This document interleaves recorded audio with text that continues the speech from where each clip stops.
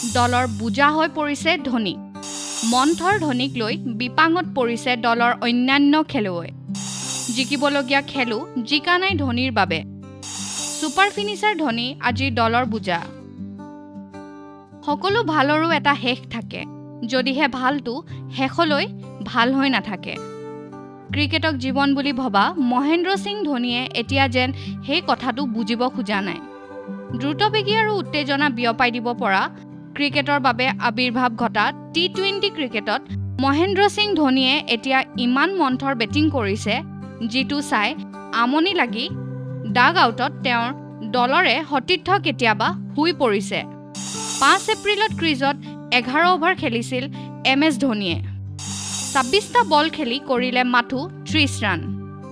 দিল্লীৰ বিৰুদ্ধে IPLৰ মেচত খেলা ধোনীৰ ইনিংছটোত আছিল এটা বাউণ্ডাৰী আৰু এটা অভাৰ বাউণ্ডাৰী নিজে খেলা 19 সংখ্যক বলত প্ৰথমটো বাউণ্ডাৰী মাৰিলে ধোনীয়ে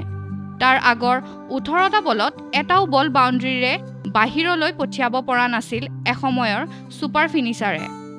এই বছৰৰ IPLত আৰু কোনো ক্ৰিকেটাৰে বেট কৰিবলৈ নামি প্ৰথমটো বাউণ্ডাৰী বা অভাৰ বাউণ্ডাৰী মৰাৰ বাবে ইমান বল খৰচ কৰা নাই চলিত প্ৰতিযোগিতাৰ পৰিসংখ্যাই হেয়া দেখুৱাই দিছে ধোনী আৰু বিজয় শংকৰ জুটিয়ে 9.2 অভাৰ বেটিং কৰে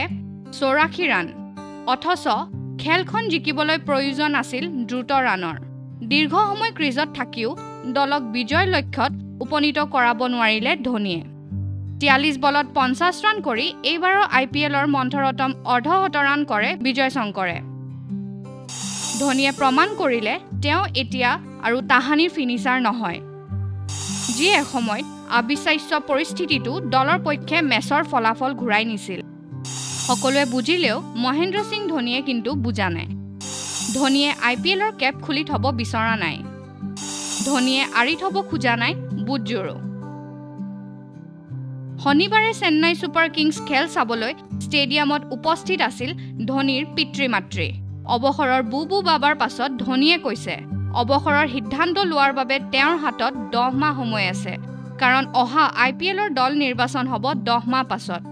অৰ্থাৎ এইবাৰো হয়তো ধোনীয়ে অৱসৰ নলয় নিউজ ডেস্ক ৰিপোৰ্ট দেশ টুডে